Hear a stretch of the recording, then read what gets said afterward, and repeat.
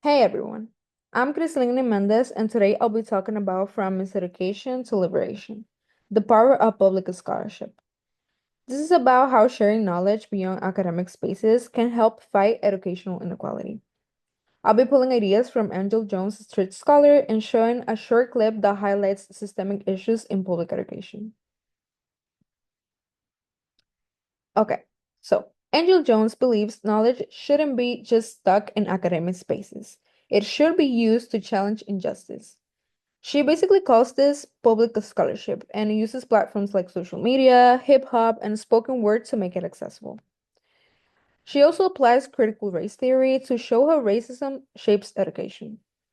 One of her main tools is counter storytelling, where she shares real experiences from marginalized communities to challenge the dominant narratives, or basically like the common narratives. Her main message is pretty clear. Public scholarship can expose inequalities and give power back to students by amplifying their voices. Okay, so I want to connect Jones' ideas to real life issues with a short clip from Camden Sumner's Tech Talk, How America Public Schools Keep Kids in Poverty. In these 2 minutes that I'm going to share, she basically breaks down how schools in marginalized communities lack funding, resources, and opportunities, proving that educational inequality isn't accidental, it's systemic. This ties into a strict scholar because both Jones and Sumner show how the education system maintains inequality and why public scholarship is a key tool in fighting back. Let's watch the clip.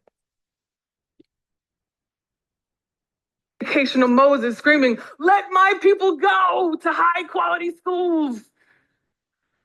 I'd seen firsthand how the other half was being treated and educated. I'd seen the educational promised land, and I could not for the life of me justify the disparity.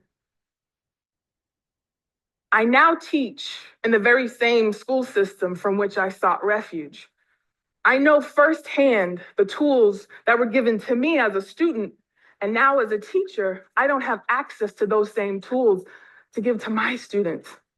There have been countless nights when I've cried in frustration, anger, and sorrow because I can't teach my kids the way that I was taught because I don't have access to the same resources or tools that were used to teach me. My kids deserve so much better. We sit and we keep banging our heads against this term, achievement gap, achievement gap. Is it really that hard to understand why these kids perform well and these kids don't? I mean, really. I think we've got it all wrong. I think we, as Gloria Ladson Billings says, should flip our paradigm and our language and call it what it really is. It's not an achievement gap, it's an education debt for all of the foregone schooling resources that were never invested in the education of the Black and Brown child over time. A little known secret in American history is that the only American institution created specifically for people of color is the American slave trade. And some would argue the prison system, but that's another topic for another TED Talk. The public school system of this country was built, bought, and paid for using commerce.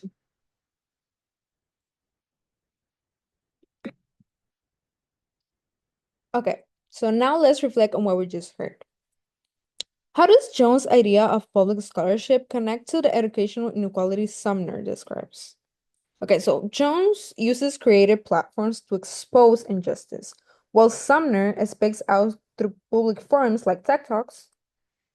So both show that public platform can be powerful tools for education reform. I've also included 2 more questions on the slide for you to read and reflect on.